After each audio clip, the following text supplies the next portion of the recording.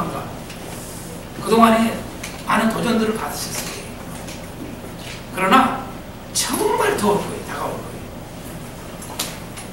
맞아. 이렇게 성경이 보여야 돼. 이렇게 성경을 해석해야 돼. 우리가 이틀 동안에 누가복음을 한 권을 띄겠지만 1장서부터 14장을 띄겠지만 우리가 그 말씀들을 보고 우리가 공부를 하면서 어떤 말씀이 있어요. 그럼 이 말씀이 무슨 의미로 이 말을 했는가? 그 해석 아닙니까? 해석. 그렇죠? 뜻이 뭐냐 이게 뜻. 무슨 뜻을 했는가?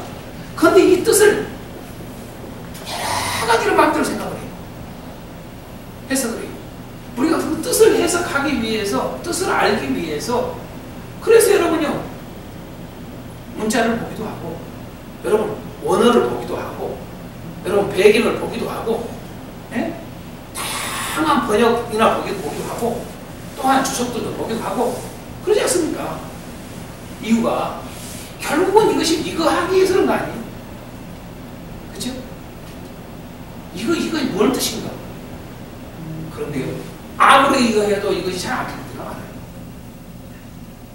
이게 제 아무리 해도 이게 안 풀 때가 많다고요. 그런데 놀라운 것은 그 자기 키워드를 알면 왜 말했는가? 너무 쉽게 해석이 된다는 사실이에요. 골치가 아플 필요가 없다는 거죠. 너무나 단순하면서도 기가 막힌 거예요. 네? 왜 이런 표현을 했을까? 누가 많이 그걸 이용을 합니까? 이게 무슨 뜻인가? 이단들이 이 말씀은 이런 말씀인데 지금까지 기존계에는 이런 말씀으로 잘못 알고 있어. 그래서 아주 전혀 새로운 말씀인 양 해가지고 사람이 다 올려요. 그렇잖아요. 이단들의 특징 중에 하나가 그거예요. 그런데요, 그 이단들까지도 파괴시킬 수 있는 게 뭐냐면요, 찍소리 못하게 키워드예요. 어떤 이단들이 말한 것처럼 이건 새로운 뜻이야. 요건 새로운 뜻이야. 그걸 단순히 보여주고자 한 건 아니야.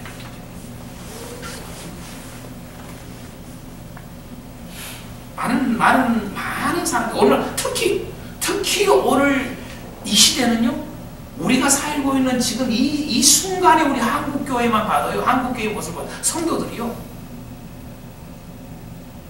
그래도 20-30년 전하고는 달라요. 그래도 오로지 그냥 목사님 설교하면 아멘 할 여력가 없을 수 있어요.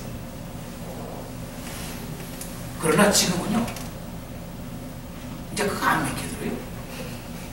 그러고 좀 새로운 어떤 뭐가, 지금까지 이 말씀이 이렇게 해놨는데 요걸 안 해?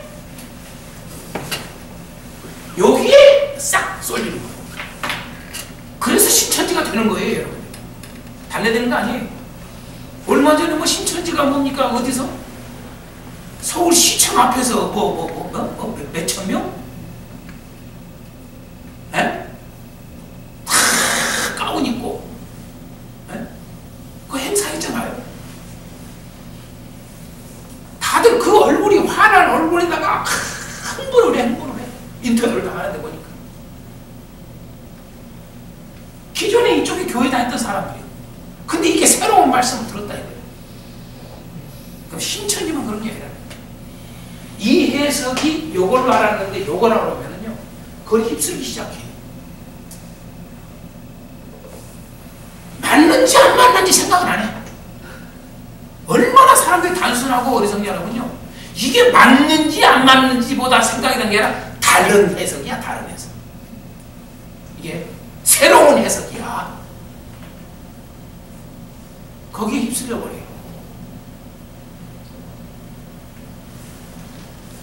우리가 말하는 이 키워드는 그런 모든 것을 잡아주라는 거예요. 그런 의도에서 새로운 해석을 도전하고자 하는 게 아니에요. 네. 그런 의도에서. 키워드의 묘미를 다시 한번 또 얻게 되는 시간이 될 겁니다. 이틀 동안에 누가복음이 딱 들어왔으면 좋겠습니다. 그래서 머리에 딱 들어오고 무장이고 먼저 우리 목회자들이 먼저 누가복음을 통해서 주께서 주시는 이 말씀, 성령께서 하시는 이 말씀, 누가를 통해서 하시고자 하는 이 말씀이 우리에게 다 저장이 되어서 우리 삶이 그대로 일어나길 바라고, 그리고 그게 교회에 흘러들어가길 바라고, 그게 한국 교회에 흘러들어가길 바랍니다. 근데 이걸 몰라야 돼요. 그게 안타까워. 그게 안타까워. 누가복음은 딱 크게 두 가지 질문을 할 필요가 있습니다.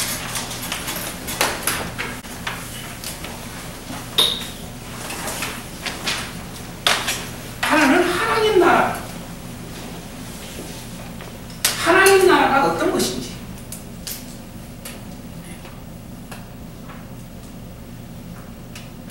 과연 우리는 하나님 나라 이야기를 하는데 하나님 나라가 무엇인지. 뭐 성경 창세기부터 계시록까지가 하나님 나라 이야기입니다. 우리가 잘 알다시피.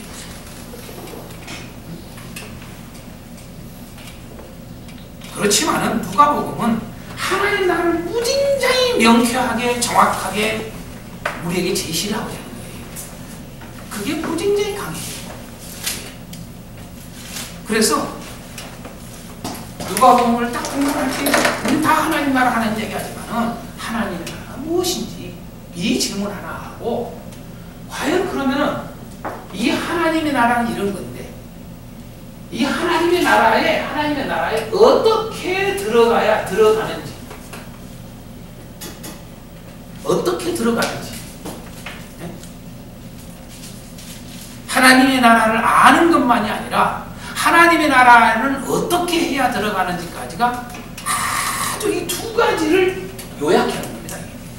누가복음.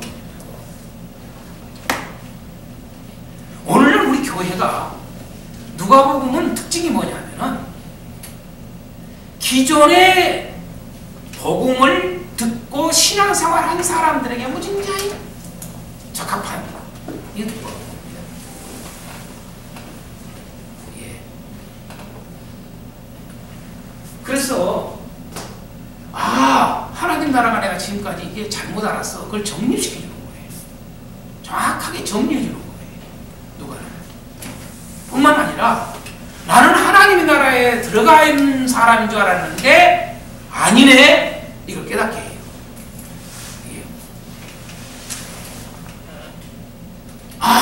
이거 아니네. 이거 나는 완전히 이게 구원하고 상관없는 삶을 살고 있네. 이걸 뼈저리게 알게 하는 게 누가입니다. 왜 하나님의 나라를 쓸까? 누가의 특징이 이미 여러분 누가는 중심 나라가 하나님 나라입니다. 중심 나라 하나님 나라예요.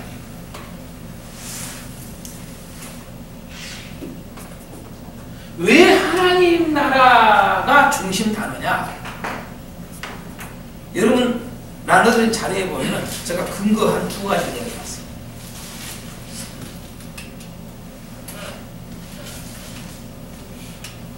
첫 번째가 뭐예요? 첫 번째 근거가 왜 누가복음의 하나님 나라가 중심 단어냐라면은 첫 번째로 그 근거가 뭐냐면요, 네 복음서 중에서 가장 하나님 나라를 강조합니다. 하나님 나라를 가장 강조해요. 누가가. 마태도 하나님 나라 이야기를 합니다. 여러분 마가도 하나님 나라 이야기합니다. 요한도 하나님 나라를 이야기합니다. 그러지만은 마태는 10회 정도뿐이 안 써요. 하나님 나라는 말이에요. 이미 우리가 마태복음 공부했지만은 마태복음 이제 다시 한번 특강으로 그냥 쫙 한번 할 기회가 있을 겁니다만은 마태복음은 천국이라는 단어가 가장 강조되고 있는 겁니다. 천국의 나라. 그러니까 마태는 천국과 하나님 나라를 두 가지를 다 써요. 그러지만 대부분 마태는 천국이라는 단어를 씁니다. 그러지만 하나님 나라는 10번 정도뿐이 안 써요. 그 다음에 마가는 14번 정도 씁니다. 하나님 나라. 요한은 2번뿐이 안 씁니다. 2번.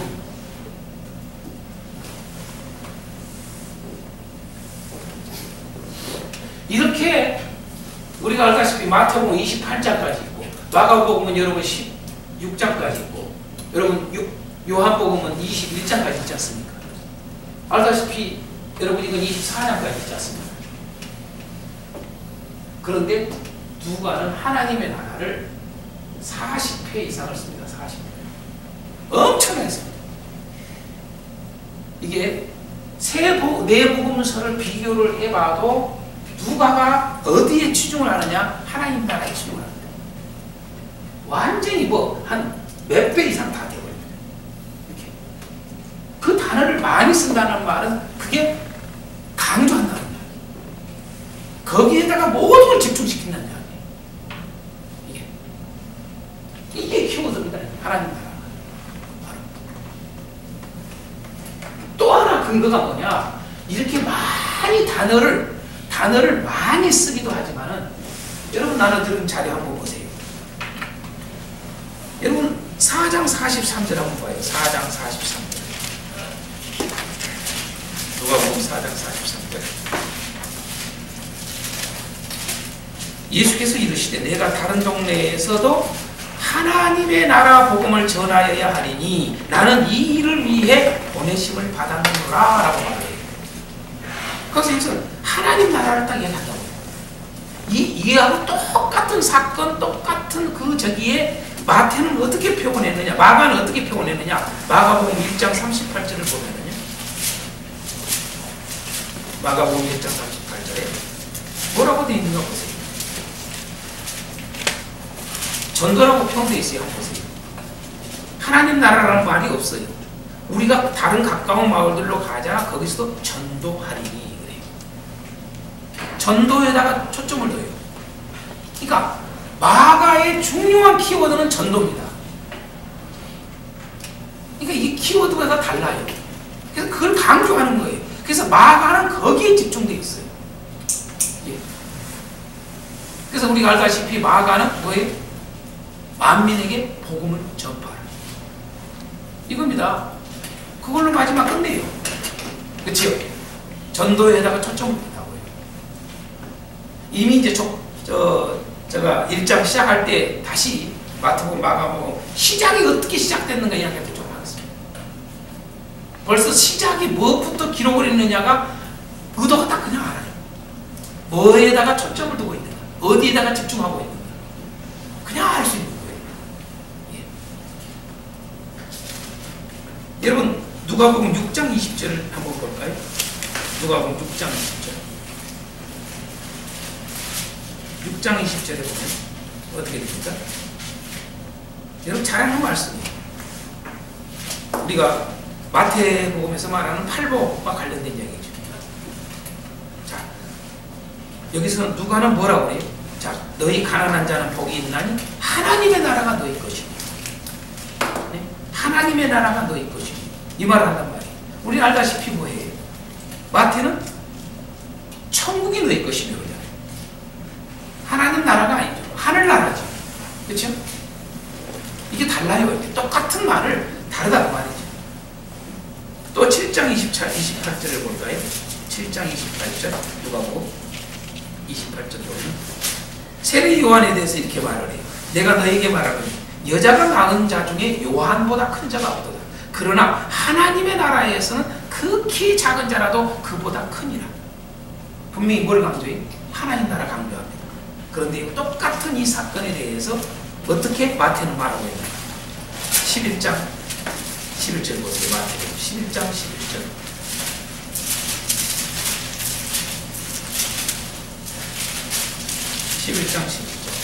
내가 진실로 너에게 말해 여자가 낳은 자 중에 세례원보다 큰 이가 일어남이 없도다. 그러나 뭐라고 되어 있습니까? 천국에서는 극히 작은 자. 그렇죠? 마태는 천국이라고 그러고 누가는 하나님 나라로 다 이 말이에요. 이런 이야기들. 또 누가복음 다시 돌아가서 누가복음 8장 10절을 한번 봅니다. 8장 10절.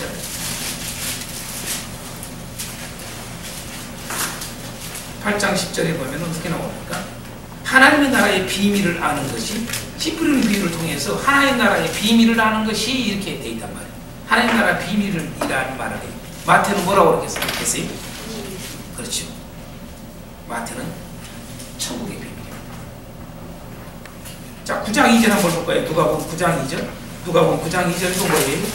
여러분, 12제자를 파송을 할 때 뭐라고 되어 있습니까? 2절에 하나님의 나라를 전파하며 이렇게 되어 있어요.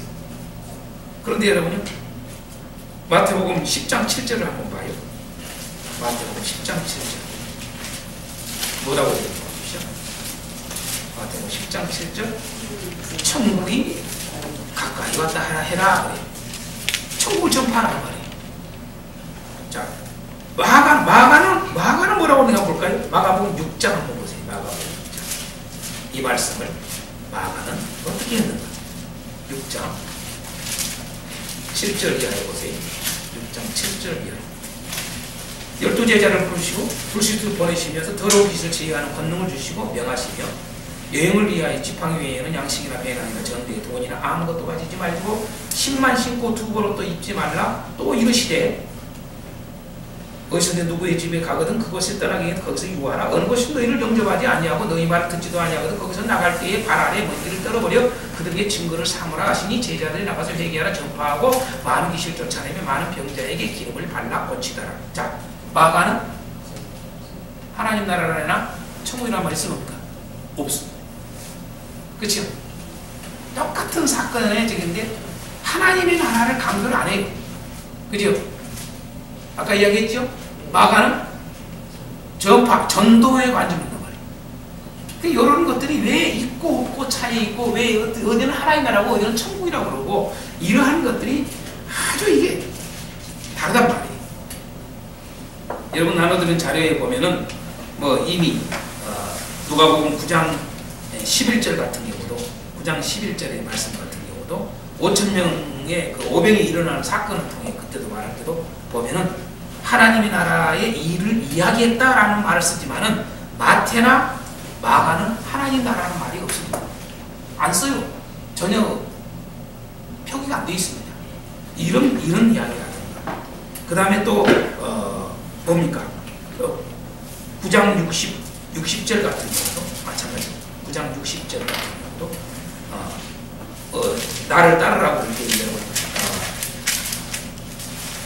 뭐라고 합니까? 죽은 자들을 자기의 죽은 자들을 장사하게 하고 너는 가서 하나님의 나라를 전파하라 라고 하는 말씀 속에 이렇게 누가는 하나님 나라를 이렇게 표현해 놨지만은 마태복음 똑같은 이 사건 속에 마태는 하나님 나라가 없습니다. 네? 이렇게 누가는 어디에다가 계속 이게 초점을 두는 거예요? 하나님 나라. 이게 마가도 마태도 하나님 나라라는 말을 안 쓰는데 똑같은 내용이고 똑같은 사건임에도 불구하고 누가는 그걸 기록하고 있다는 것을, 하나님 나라를 꼭 넣어놨다는 말은 누가는 하나님 나라를 강조한다는 것을 알아야 됩니다. 이해가 되죠? 예. 뭐 마찬가지입니다. 우리가 잘 아는 여러분 마태복음 누가복음 12장 31절 같은 경우 12장 31절 같은 경우 31절에 뭡니까? 다만 너희는 그의 나라를 구하라. 그리하면 이런 것들을 너희에게 더하시리라. 이거잖아요. 이걸 마태는 6장에 나오죠. 마태는 뭐가 나와요? 그의 나라와 뭘 구하라? 그의 의를 구하라. 그래서 마태의 핵심은요, 하나님의 나라보다도 어디에다가 초점을 두는 거예요? 의에다가 두는 거예요. 그래서 여러분 이 마태복음에 공부를 했지만은 마태복음의 중심 단어 중에 하나가 핵심이 뭐냐면 하나님의 의입니다. 그냥 의가 아니라 의를 강조하는데 하나님의 의예요. 거기에서 로마서가 나오는 겁니다. 결국은 마태는 이미 구약에서 계속 말하는 선지자들이 말하는 그 의를 대표적으로 이사야나 이런 사람들이 하나님의 의를 계속 강조한단 말이에요. 예언했던 거예요. 바로 그 의가 마태복음에 나오는 거예요. 그런 걸 알아야 돼요. 우리가. 저는 그래서 어떻게 보면은요, 이게 참 어떻게 가르쳐 놓으면 그걸 계속 그걸 그대로 그냥 그런 줄 알고 따라가 버리는 병폐가 있기 때문에 공관복음이라는 말을 쓴 자체가 잘못됐다고 생각하는 사람입니다. 네? 여러분 나눠드린 자료에 보면은 두 번째 페이지에 보면은 여러분요 누가복음에만 있는 내용들이라고 제가 쭉 해놨어요. 많습니까 적습니까? 여러분 네 복음서 중에 누가복음에만 있는 내용들이 한두 건이 아니라 엄청나게 많단 말이에요. 근데 어떻게 공관복음이 되냐고 말입니다. 네? 그러니까 이런 말들도요 참요 저는 가끔 그런 생각이 들어요. 그리고 우리가 가르치는 자가 어떤 표현을 어떻게 해나버리느냐에 따라서 고정화가 된다라고 하는 건 위험한 겁니다. 예. 우리가 누가복음을 우리는 교리를 보통 보면은 그 교리가 가르칠 때 보면은요 특히 여러분 우리 이 개신교의 교리가 로마서에서 거의 중심에서 된 거 아닙니까 사실은요. 근데 여러분요 복음서를 이해를 못하면 어떻게 로마서를 이해를 합니까? 그렇지 않습니까? 복음서의 구원론을 갖다가 이해를 못하면 어떻게 로마서의 구원론을 이해를 할 수가 있겠습니까? 그죠?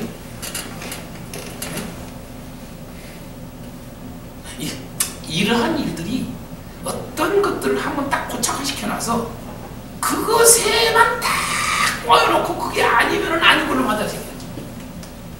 이게 위험한 거지. 아주 나쁜 거지. 그런 일들이 참 많습니다. 뭐 뿐만 아니라 우리가 잘 알다시피 누가복음 21장 같은 경우에 21장 같은 경우 31절 한번 보겠습니다. 21장 31절 21장 31절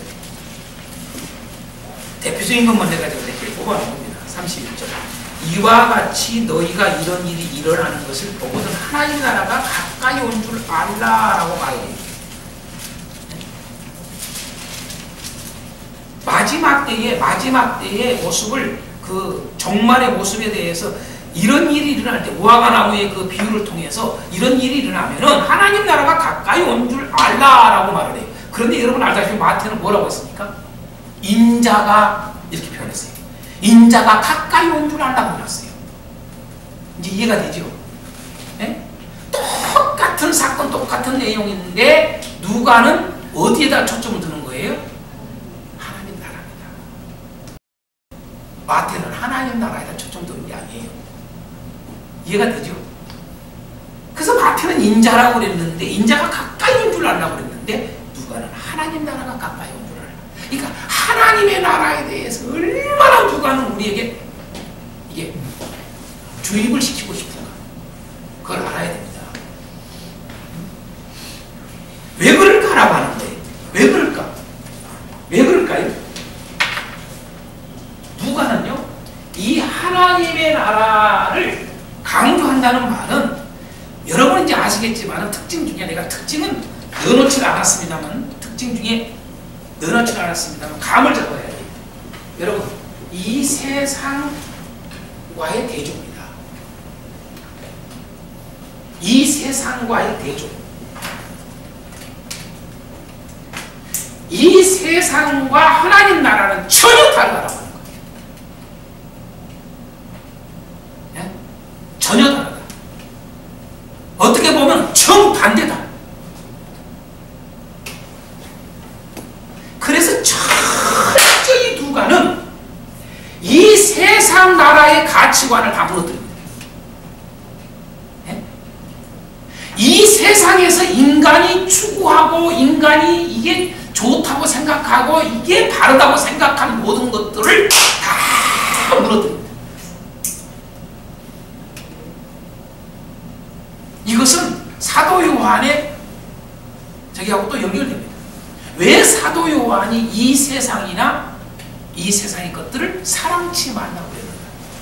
결국은 다 하나예요. 그냥 누가복음을 딱 읽으면은 이 세상을 좋아하고 있다면 그 사람은 크리스찬이 아닙니다. 좀 더 이야기할까요? 그 사람은 결코 하나님 나라 들어갈 수 없습니다. 이게 누가 핵심입니다. 그게 대표적으로 보여준 게, 이 세상에 대표적으로 보여준 게 뭡니까? 부자입니다. 부자. 그래서 내 복음서 중에 부자에 대해서 가장 쏟아버리고 그냥 때려버리는 게 누가입니다. 어떤 새 복음서보다 누가는 이 부자들은 웜의 기죽어 만들어버립니다. 웜의 기죽어. 부자는 자랑할 수가 없습니다. 교회에서.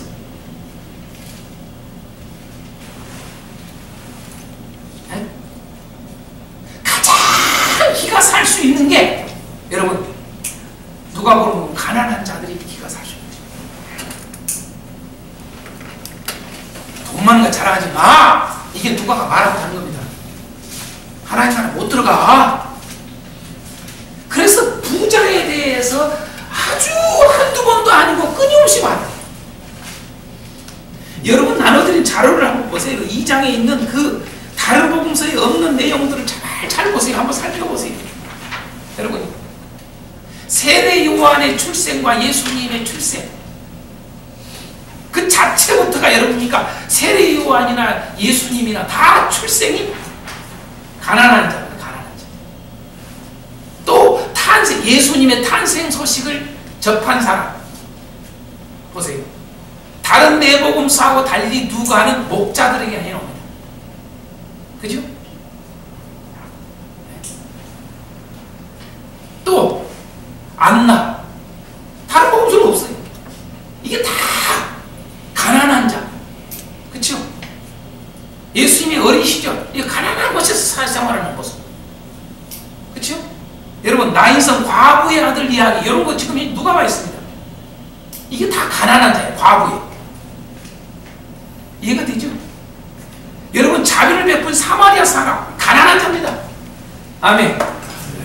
철저히. 마르다와 마리아 이야기, 여러분, 이 마리아 마르다도 여러분, 이게 누가 보면 이게 나옵니다. 요 이야기, 요 사건, 가난한 자 이야기입니다. 이게.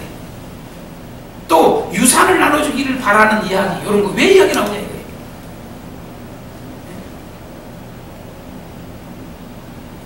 18년 동안 귀신 들린 이야기, 다 이런 이야기.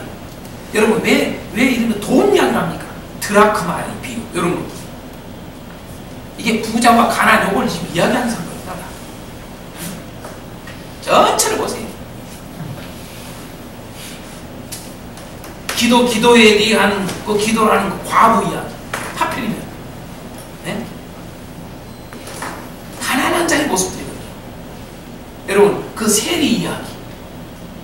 하나님께서 받아주는 기도를 들으시는 자의 그 세리 이야기. 이런 이야기.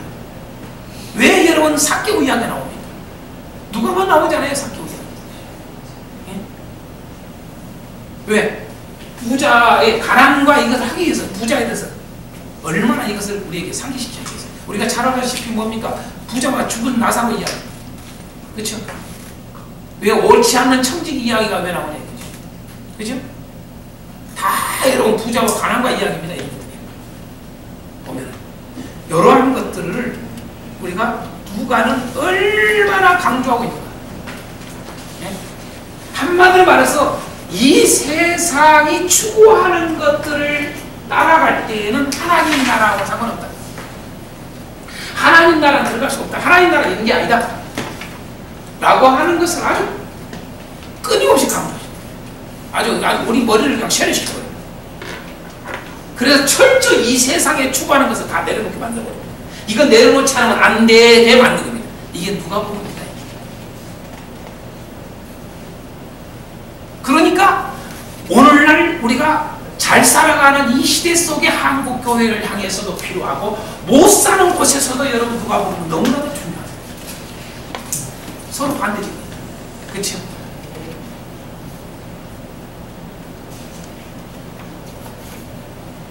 그래서 못 사는 자들을 향해서 누가 보면 희망의 복음입니다. 그러나 여러분 우리가 말다시피 여러분 복음이라는 자체가 뭐예요? 기쁜 소식이잖아요. 좋은 소식이잖아요. 그런데 부자들은 이 누가복음 볼 때 웜해. 어찌하면 살고. 이걸 회개하지 않으면 안 되게 돼 있어요. 누가복음. 있는 자들. 더 얘기한다면 이 세상의 것들을 추구하는 삶을 사는 자들이 회개하지 않을 수 없는 것이 누가복음. 그래서 이렇게 하나님 나라를 강조하는 겁니다.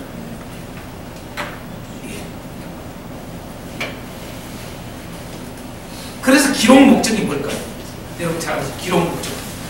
누가복음의 기록 목적. 내가 좀 더 특징할 때 좀 더 알겠습니다. 누가의 특징.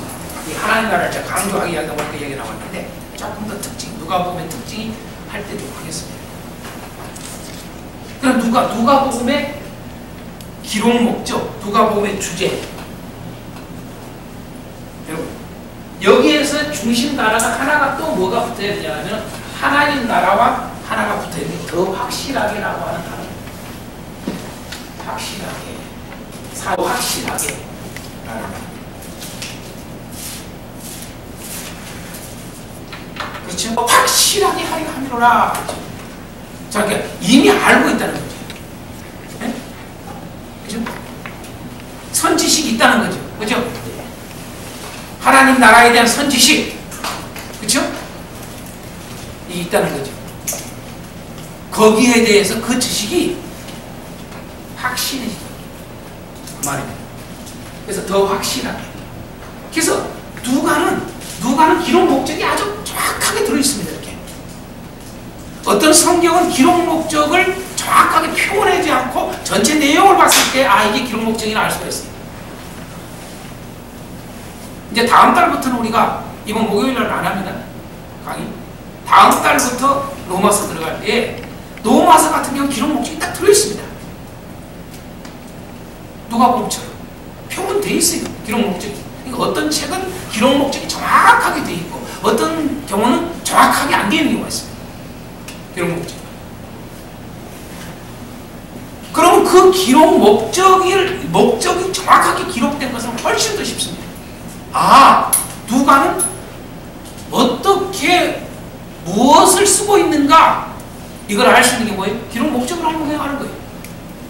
하나님 나라를 더 확실하게 하기 위해서 기록한 거예요. 그러니까 기록 내용이 뭐예요? 하나님 나라를 정확하게 알고 하나님 나라는 이래야만 들어갈 수 있다고 하는 것을 아주 정확하게 분명하게 알게 하는 거예요. 네? 어정쩡하면 안 된다는 거예요. 여러분 구원이라는 것은 어정쩡하면 안 됩니다. 왜 많이 미혹돼서 넘어갑니까? 네? 어느 시대보다도 우리 한국교회가 이렇게 여러분 미혹돼서 넘어간 경우들이 없습니다. 여러분 무슨 저기 신천지 이만희가 대단한 기적을 해갑니까? 아니잖아요. 그런데도 저렇게 미혹돼서 넘어갑니다. 네? 근데 여러분 21장이나 이렇게 볼 때 여러분 예수님께서 마지막 종말에 올 때 모습에 아주 첫 번째 뭐예요? 미혹되지 말라는 거예요. 여러분 그때 보세요. 왜 미혹되겠습니까? 훨씬 능력을 해가고 대단해요. 대단합니다. 이만희는 저리 가랄 정도로 대단합니다. 한번 그때를 생각해 보세요. 얼마나 미혹돼서 넘어가겠는가? 지금도 저렇게 넘어가는 거예요. 왜 그럴까요? 이만희한테 넘어가는 것도 그렇고 이단에 넘어가는 것도 뿐만 아니라 여러분 쉽게 넘어갈 수 있는 게 뭐냐면 분명하게 알지는 못해요. 태어나라 꼭 사고를 누가 칩니까? 꼭 여러분 사고를 친 이유 중에 하나가 뭐예요? 대강 갈 때 사고 칩니다. 그렇잖아요? 사고 치는 사람들의 공통점이 있습니다. 제대로 아는 게 아닌데 그게 안다고 생각해. 그래서 사고를 치는 겁니다. 오늘 우리 교회가 꼭 그런 식이에요.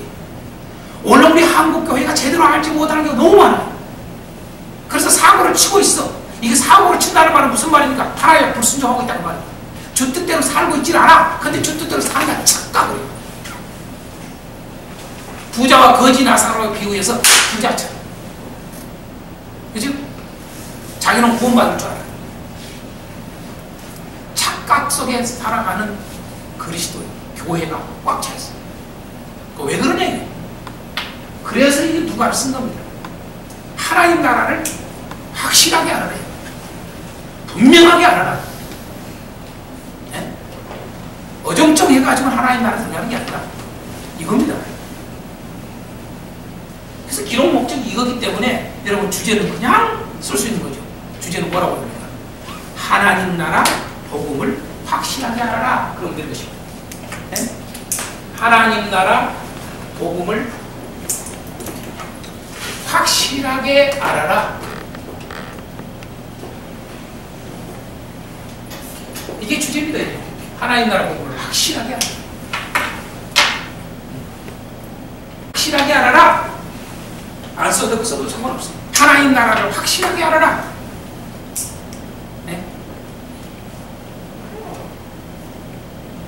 그게 주제입니다.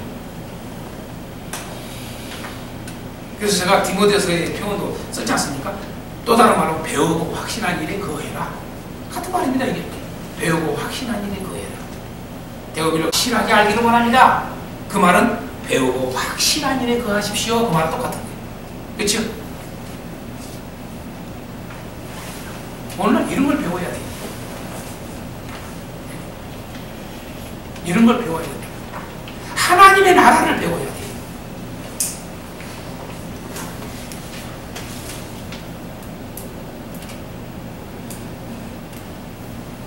여러분, 우리가 이 세상에서 공부를 왜 합니까? 이 세상의 공부는 결국은 알고 보면요, 그 나라에서 살아가는 모든 것을 하기 위해서 여러분 배우는 겁니다. 맞죠? 그런데 여러분요, 참 놀라워요. 그런 것은 여러분요, 어쩜 그렇게 여러분요, 돈을 억만금을 줘도 다 투기하고요, 시간을 갖다가 하루에 몇 시간만 자고도 그걸 공부를 하라고 합니다.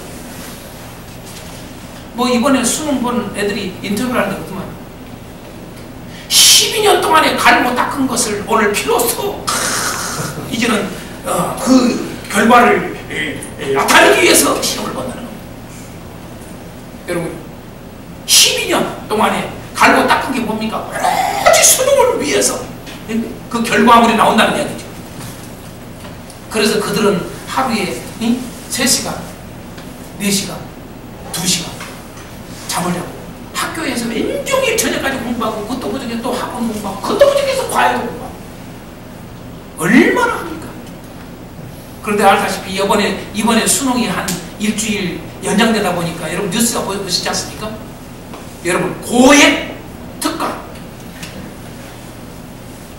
고액 특강 그 일주일 동안에 집중적으로 또 이 여유를 가르쳐 주는데 여러분요 상상을 초월하는 돈입니다. 그 회비가. 그런데요 몰려들어요. 정성과 힘과 목숨을 다 하지 않습니까?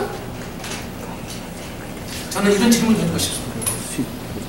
하나님의 나라를 위해서 마음을 다해서 힘을 다해서 목숨을 다해서 여러분 모든 것들을 투여해서 배우는 자를 나는 거의 못 봤습니다. 그렇게 모든 것을 다 쏟아붓고 그렇게 투자하고 그걸 얻기 위해서 그러는데 왜 진짜인 하나님의 나라는 여러분 이미 세례 요한을 통해서 예수님이 말씀했다시피 우리가 이미 방금 전에 살짝 나왔습니다. 하나님의 나라와 이 세상에서 가장 모든 가지고 있는 거, 이 세상에서 가장 높다고 하는 거, 이 세상의 가장 큰 자가 하나님 나라에서 가장 낮은 자. 얼마나 하나님 나라가 어마어마하고 귀한 것이기에 그렇게 표현했냐 이거. 근데 아무리 이야기해도 기가 있어도 이게 안 들어옵니다. 그건 기가 안 들어오고 바로 처음 들어갈 때부터 뭡니까? 이렇게 처음부터 목격자와 말씀에 일꾼된 자들이 이렇게 말해요. 네. 마지막 뒷부분에 24장 한번 볼게요. 24장. 서론에서도 그걸 강조하고 있고 마지막 24장에서 38절에서 45절 내용에서 보면은 결국은 뭡니까? 말씀을 강조합니다. 말씀을 잊어버렸기 때문에, 말씀을 기억하지 않았기 때문에 그렇게 된 겁니다. 부활을 믿지 못한 거죠. 그럼 마지막에 여러분 44절 같은 게 뭡니까? 내가 너희와 함께 있을 때에 너희에게 말한 바 곧 모세의 율법과 선지자의 글과 시편의 나를 가르쳐 기록된 모든 것이 이루어져야 하리라 한 말이 이것이라. 앞부분과 뒷부분에서 처음 서론과 결론 쪽에서 계속 강조하고 있는 단어 중에 하나가 여러분 말씀, 성경입니다. 그러면 항상 어떤 글에 앞부분과 뒤에가 다 있으면요 정말 그걸 강조한다는 말이에요. 앞부분만 있어도 강조하는 것이고 뒷부분만 있어도 강조하는데 앞부분과 뒷부분이 다 있으면 그걸 얼마나 강조한가 그걸 알아야 됩니다.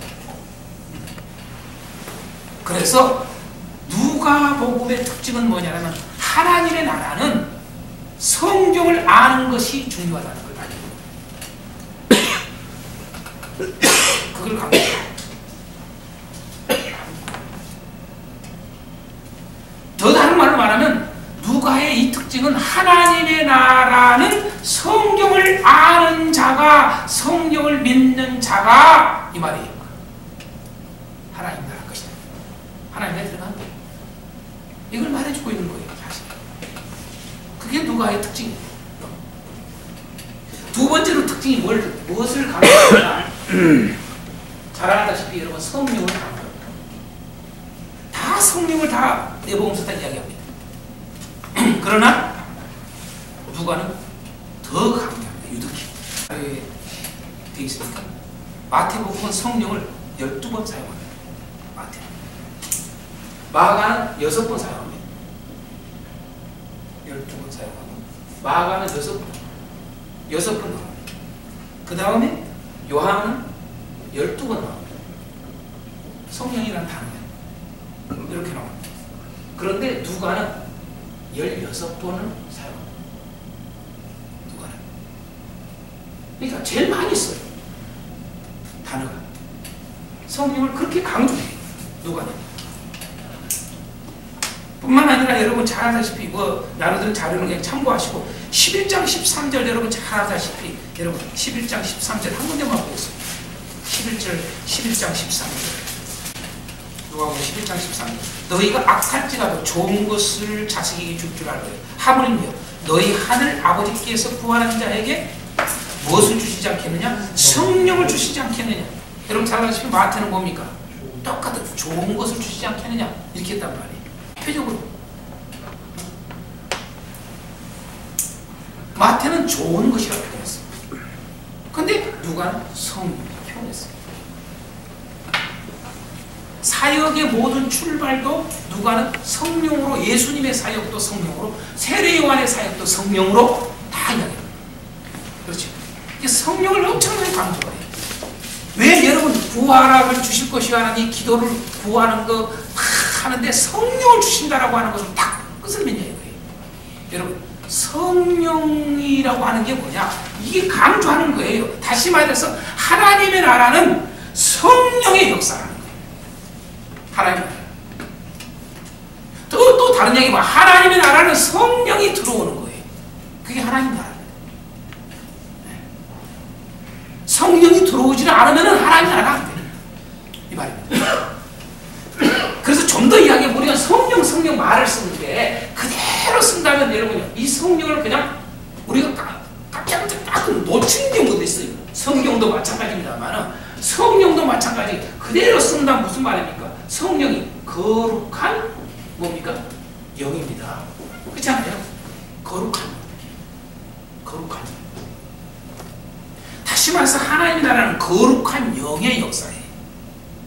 거룩한 영의 역사. 거룩한 영이 들어와야 되는 거예요. 그게 하나님 나라지 않습니까? 누가의 특징이 뭡니까? 가난한 자에 대한, 아까 이미 좀 언급을 했습니다만 가난한 자에 대해서 보여줍니다. 마태는 가난이라고 하는 이 가난한 자에 대한 표현을 5번 씁니다. 5번. 마가도 5, 요한은 4번 가난이 됐습니다. 그런데 누가는 9번 씁니다. 단어를 쓰는 것도 더 많이 써요. 이 강조하는 거예요. 근데 단어만 쓰는 게 아니에요. 이미 제가 조금 전에도 여러분에게 말씀드렸다시피 또한 그 누가복음에 나오는 내용들, 전혀 다른 복음서에 없는 사건 이런 내용들이 다 가난과 거의 관련되어 있어요. 가난과. 그만큼 강조하는 거예요. 그만큼. 그래서 그 내용들 속에 몇 군데만 보겠습니다. 여러분 누가복음 4장 18절 단어만 그런 게 아니라 그 내용 속에서 우리가 얼른 알 수가 있습니다. 4장 18절 한번 보세요. 누가복음 4장 18절. 자, 예수님의 첫 사역 속에 딱 나타난 이야기입니다.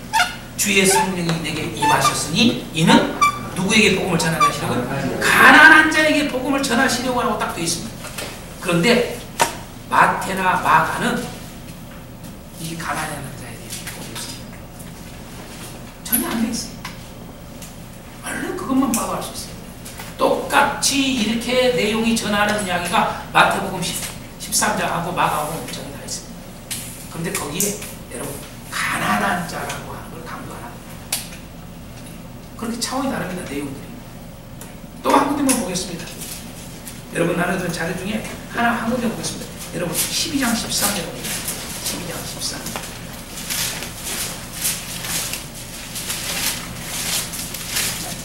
12장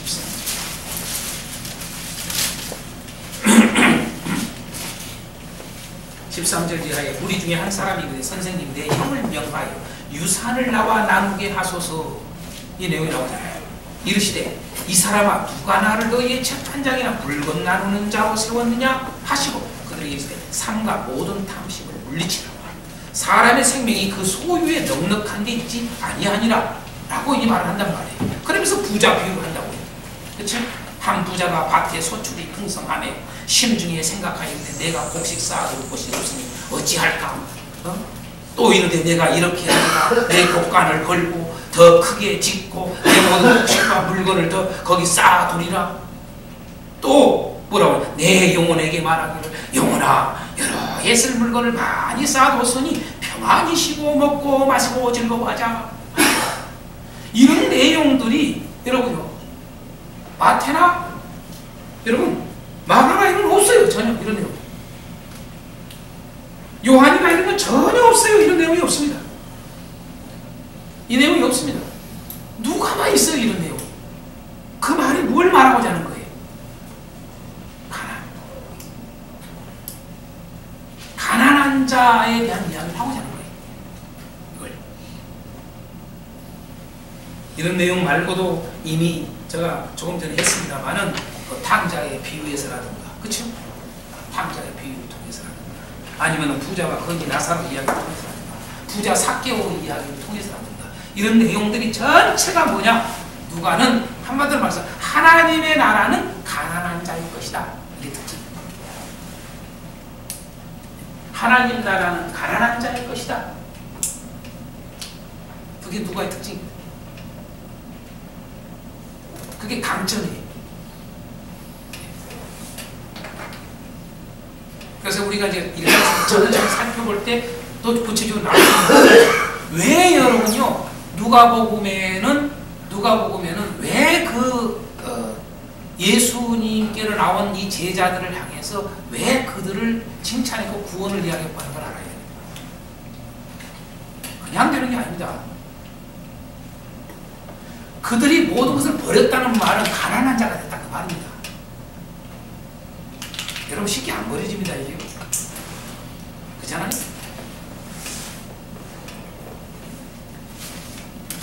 근데 자기는 구원받아 생각해.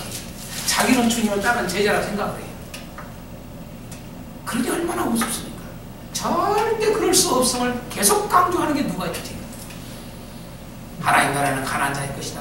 하나님 나라는 가난한 자일 것이다. 하나님 나라는 부자는 결코 못 들어간다. 계속 강조해. 한 번만 한 게 아니라. 한두 번 하고 말해본 게 아니에요. 누가는 아주 그냥 잊을만한 말하면 또 잊을만하면 또 이래. 그 이야기. 그렇게 놀았어요. 이렇게. 그래서 비유를 통해서도 사건을 통해서도 끊임없이 말을 합니다. 한두 번이 아니에요. 그게 누가의 특징이에요.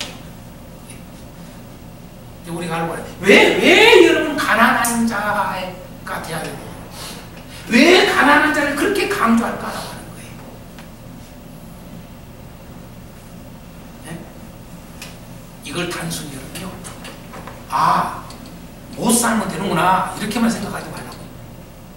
네? 못 사는 거하고 가난한 자하고는 조금 더 다른 차, 더 넓게 폭넓게 생각하셔야 돼요. 그 왜 그런가? 왜 가난한 자인 것인가? 왜 그럴까? 하나님 나라. 그래서 우리가 장성도 공부를 하면서 들어보게 됩니다. 그래서 저는 이렇게 표현했습니다. 저는 누가복음을 한마디로 말해서 시편의 성취다 이렇게 말합니다. 시편의 성취.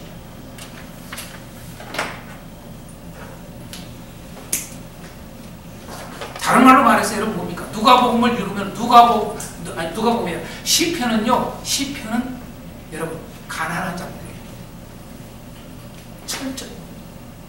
철저히 가난한 자들. 그게 아주 극명하게 드러나요. 그게 철저히 아주 가난한 자를 계속 말을 해요. 시편은.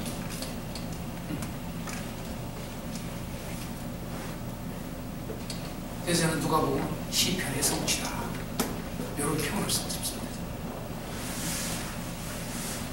그렇게 그 가난한 자의 그 호소, 가난한 자의 그렇게 간절한 그 간구, 그러면서 그 가난 속의 고통 속에서도 그것을 바라보는 꼭 누가복음이 말하고자 하는 메시지가 똑같아요. 오로지 하나님만을 바라보는 거예요. 오로지 그 하나님의 나라만을 바라보는 거예요. 그게 누가의 모습입니다. 아니, 시편의 모습입니다. 그게 시편을 통해서 쓴 걸 보여주게 하는 거예요. 이게 누가복음을 통해서 그걸 바로 이거다 가르쳐줘요. 그래서 여러분 아까 이미 4장에 보다시피 여러분 성령이 임해서 예수님께 가난한 자의 복음을 전파, 이 말에 나오는 거예요. 네 번째로 누가복음의 특징이 뭐냐면 하나님의 나라는 허상이 아니라 실제다. 요걸 꼭 우리에게 가르쳐줘요. 하나님 나라는 허상이 아닌 실제다. 그게 특징입니다. 하나님 나라는 실제다. 허상이 아니에요. 그게 대표적으로 쓰는 말이 여러분요 1장 1절이에요. 여러분 나눠드린 자료에서 그걸 빼버린 것 같아요. 1장 1절. 1장 1절 딱 첫 마디가 뭐라고 해요? 읽겠습니다. 우리 중에 뭐라고 해요? 이루어진 사실에 대하여라는 말을 딱 처음 서두가요. 예. 네? 사실이라고 해요. 사실. 우리 중에 이루어진 사실. 하나님 나라는 실제라고 말해, 사실이라고 말해. 허상이 아니에요. 실제. 우리는 하나님의 나라를 오해를 하는 사람들이 있어요. 이제 이미 우리가 공부할 때 나옵니다만 누가복음에 이런 말이 있어요. 그 바리새인들에게 이 말을 해요. 하나님 나라가 너희 안에 이마에는 이 말을 있다 그런 말을 해요. 너희 안에 있다 하나님 나라가. 그러니까 여러분요 그냥 공상적인 줄 알아요. 여러분 이 세상이 여러분요 공상적인 겁니까? 허상입니까 이게? 이 세상 나라가 여러분 실제입니까? 실존합니까? 안 합니까? 실제입니다. 하나님 나라도 똑같이 실제입니다. 실제. 그냥 마음 이렇게 그 말을 왜 썼는가? 그건 그때 공부하면 나옵니다. 그런 의도를 모르니까 엉뚱하게 생각하는 거예요. 철저히 하나님 나라는 이 세상과 이 실제하듯이 하나님 나라가 실제한다는 거예요. 그걸 보여주기 위해서 쭉 한 거예요. 그래서 1장 20절, 38절, 45절, 2장 15절, 4장 21절, 12장 50절, 14장 29절 30절, 18장 31절, 21장 7절, 22절 32절, 22장 16절 37절, 24장 44절 등등 쭉 뭐냐? 이루어졌다는 말, 요걸 꼭 놓치지 마세요. 이루어졌다. 실제. 사실이 실제. 이 실제가 이루어져. 응? 그러면서 여러분 나눠준 자료에 1장 5절 이런 거 다 참고하세요. 여러분. 그건 뭡니까? 구체적인 역사적 사건 속에서, 구체적인 기간, 날짜, 언제, 어디서, 누구 때에, 이런 것들을 구체적으로 기록을 해놨단 말이야. 누가 해? 그걸 왜 기록해 놓느냐? 뭐, 예를 들어서 뭐, 헤롯, 응? 헤롯, 그냥 단순히 게 여러분, 아구스도 왜 이 말을 해요? 아구스도 때. 또 뭐예요? 티베리우스죠. 로마의 2대 황제. 첫째가 여러분요, 아구스도. 그쵸? 그냥 그래요. 그게. 그런 것들이 누가는 정확하게 되어 있단 말이에요. 되어 있습니다. 이런 게 다 뭐냐면은 그 하나님 나라는 허상이 아니라 실제라는 것을 알려주기 위해서 다 해놓은 거예요. 그게 특징입니다. 그 다음에 다섯 번째로 이미 실제라는 말을 썼으니까 내가 한 가지 하겠습니다. 여러분 나라라고 하는 나라의 3대 요소가 뭔지 알죠? 국가의 3대 요소가 뭡니까? 첫 번째 주권, 영토, 국민. 그쵸? 네? 사람이죠, 사람. 그쵸?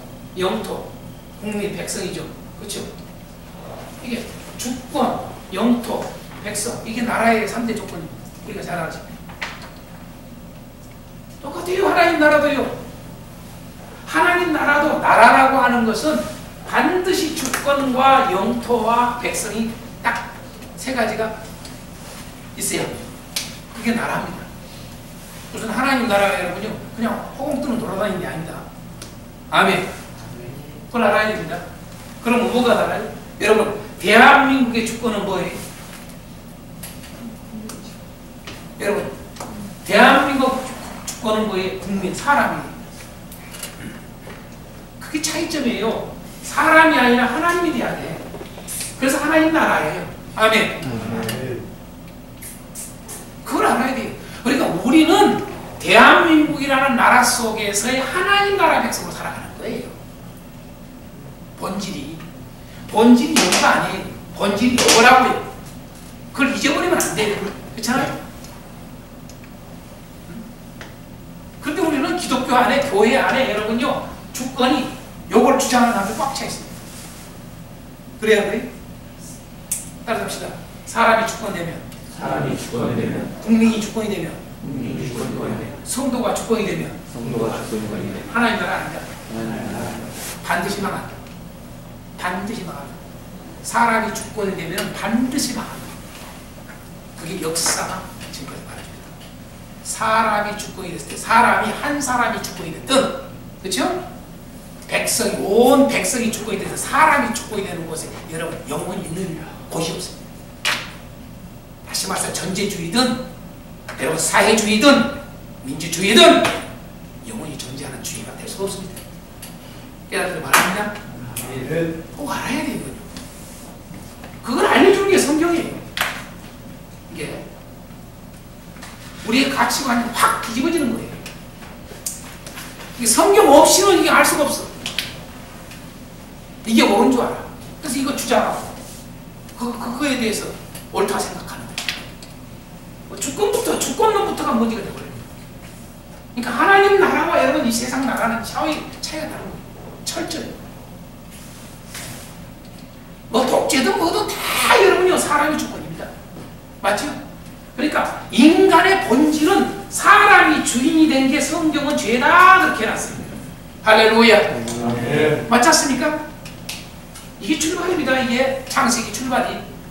인간의 타락, 인간이 파멸된 이후 여러분 사람이 주인 됐을 때 그만.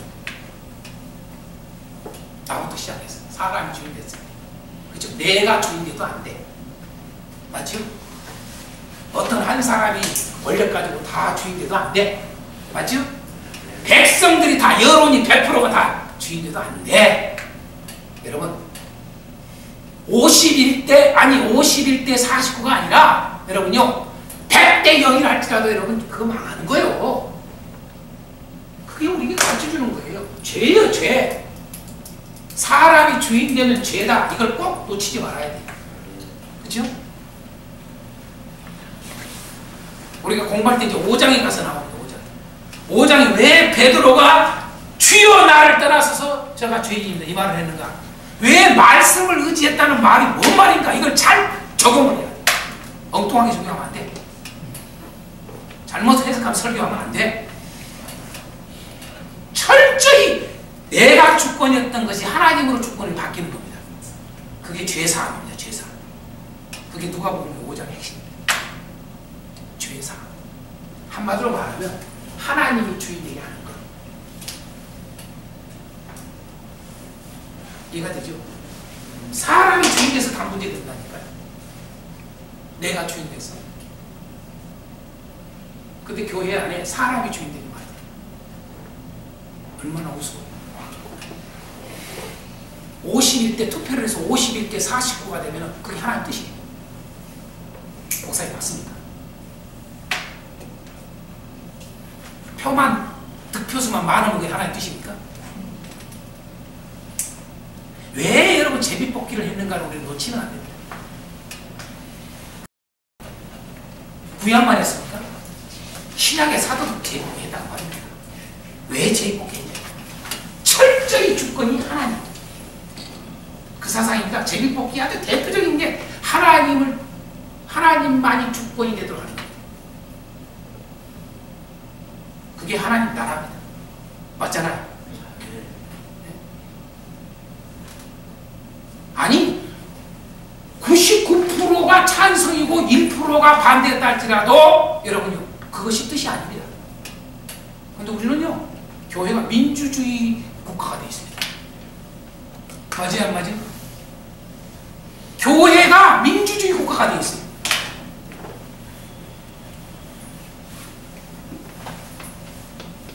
네? 세상 나라 중에 미국이나 이 대한민국이라고 하는 나라가 취하고 있는 그 주의가 교회 안에 들어와 있습니다. 그래서 교회가 민주주의 국가입니다.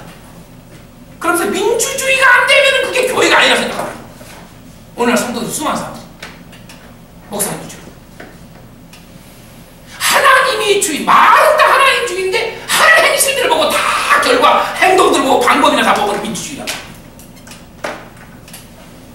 썩어버린 겁니다. 교회가 아닌 것입니다. 하나님 나라 말은 하나님 나라 합니다. 절대 하나님 나라에 주권 안 줍니다. 지그들이 다 주권 가지고 해드리려고 합니다.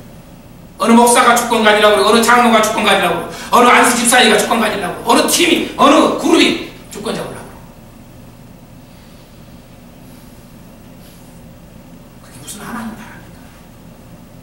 무슨 놈의 하나님 나라입니까? 하나님 나라 아닙니다.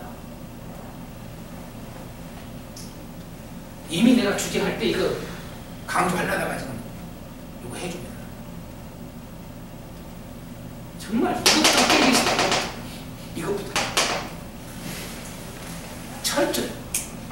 그래서 회개는 아주 단순하게 한마디로 표현하면 회개라고 하는 것은 주권이 사람이 주권이 내가 주권이 인간이 주권이 백성이 주권이 국민이 주권인 것을 여러분 하나님이 주권되게 하는 것 그게 회개입니다. 그게 회개입니다. 그게 흔히 우리가 말하는 주의 뜻대로 되옵소서. 주의 뜻대로 될지어다. 이게 돼야 되는데 주의 뜻대로 될지도 안 돼요. 자기들 뜻대로 되지 않으면 안 돼. 이쪽에 자기 뜻대로 안 되면 안 돼. 그리고 자기 뜻대로가 아버지 뜻대로가 됐다고 이렇게 해. 그래가지고 주의 뜻대로 됐다고 해. 얼마나 언어도단입니까 이게?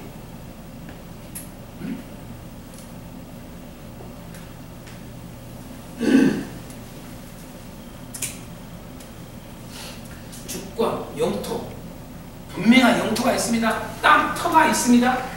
그렇죠? 하나님 나라 터가 있어요. 새하늘과 새 땅이 있다고요. 할렐루야. 그게 하나님 나라입니다. 무슨 허상 공상 아닙니다. 자꾸 이야기를 합니다. 이제 그건 이해를 하지만은 오해를 할까 싶습니다. 이 세상에 하나님 나라가 이루어지기를 원한다. 이 세상이 어떻게 하나님 나라가 이루어집니까? 이 세상에는 하나님 나라 안 이루어집니다. 분명히 이제 누가는요, 이 세상하고 하나님 나라는 별개 따로 다른 거예요. 따로 이 사상입니다. 철저히 이 세상하고는 별개 따로 그게 하나님 나라라니까요. 근데 우리는 혼용을 해요. 혼용. 이 세상은, 이 세상 나라는 여러분 공부할 때 나올 겁니다만 나옵니다. 이 세상은 철저히 누가 지배하냐? 어둠의 자식들이 지배하다 나옵니다.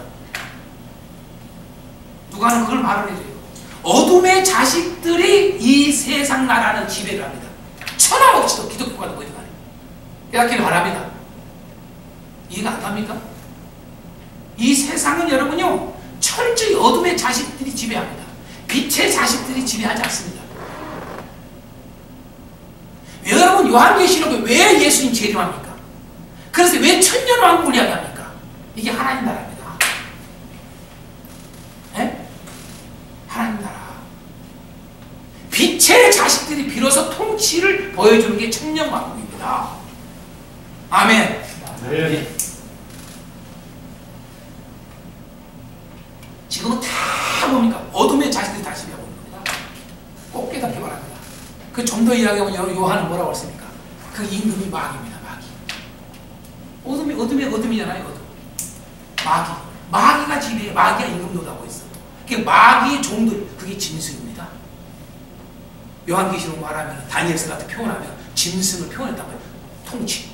그죠? 그죠? 그 권력이란 말이에요. 맞죠? 이 어둠의 자식들의 시대입니다. 철저히. 이 시대가 종말이 오기까지, 이 세상의 종말이 오기까지, 이 세상은 철저히 누구 지배 속에 있다? 어둠의 자식들의 지배 속에 있다. 그래서 교회가 중요한 것입니다. 교회가. 그렇게 하나님 나라가 중요합니다. 누가는 그걸 아주 엄청나게 강조하는 겁니다. 엄청나게. 다섯 번째로, 여러분, 다섯 번째로 하나 더 하겠습니다. 다섯 번째로 누가복음의 아주 중요한 특징이 뭐냐면요, 하나님의 나라는 회개하는 자의 것이다. 이게 여러분 누가복음의 특징입니다. 참 놀랍습니다. 다시 말해서 회개를 강조해요. 회개를. 네? 하나님의 나라는 성경을 아는 것이고, 하나님 나라는 성령의 역사, 하나님 나라는 가난한 자, 하나님 나라는 실제, 하나님의 나라는 회개하는 자예요. 회개를 꾸준히 강조해요. 성경을 강조하지, 성령을 강조하지, 가난한 자를 강조하지, 여러분 실제를 강조하지, 여러분 회개를 강조하지. 이게 누가복음의 특징입니다. 다른 어떤 내복음서하고 비교해요. 그걸 무진장히 부각시킵니다. 단어를 몇 번 쓰느냐만 봐도 벌써 차이가 납니다. 단어만 봐도. 그 근거가. 마태는 7번. 회개라는 단어를. 마가는 3번. 요한복음은 아예 없어. 회개라는 말 단어 한마디가 없습니다. 요한은. 단어 안 씁니다. 네? 직접적 표현입니다. 안 씁니다. 그런데 누가는요, 놀랍게도 몇 번 쓴 줄 아십니까? 누가는 13번이나 씁니다. 엄청 쓰죠? 이렇게 차원이 달라고요. 네? 마태도 얼마나 회개 강조해야 될 겁니까? 근데 누가는 여러분 배가 들어요. 배가. 단어만 봐도 회개를 얼마나 강조하고 있는가 알 수 있어요. 단어만 그렇습니까? 놀랍게도요. 여러분 누가복음에 건 3분의 1이 해결을 해줘. 깜짝 놀랐죠. 네? 놀라운 일입니다. 누가복음의 24장 중에 건 3분의 1이 회개를 요청합니다. 회개에 대한 메시지를 계속 너걸 줄 알죠. 그렇게 돼 있습니다. 왜 회개를 강조할까요? 여러분, 쉬운 말로 말해서 여러분이 예수 믿는데 왜 회개를 요청할까? 그 말이에요. 이 말이에요. 그러니까 잘못된 알물, 하나님의 나라라고 하는 잘못된 알물 제대로 알므로 바꾸는 게 회개입니다. 아멘. 그런 회개가 필요하다고요. 누가? 그걸 알려주는 거예요. 내가 지금까지 알고 있는 하나님 나라, 이 지식이 여러분요, 이 지식에서 제대로 된 지식으로 바뀌는 거, 그게 회개입니다. 그게 누가복음 특징. 그래서 유달리 누가복음은 그걸 계속 강조합니다. 참 놀라워요. 그냥 한 절이나 한 단어만 쓰는 게 아니라, 그냥 한 장만 쓰는 게 아니라, 회개를 한 장 전체만 쓰는 게 아니라 여러 장을 쓰고 있다는 사실입니다. 회개를. 그게 놀라워요. 그게 누가복음이 가지고 있는 특징입니다. 대표적인 특징이에요. 이런 걸 특징이라고 하는 겁니다. 다른 게 특징이 아닙니다. 그래서 중요한 특징을 살펴보았습니다.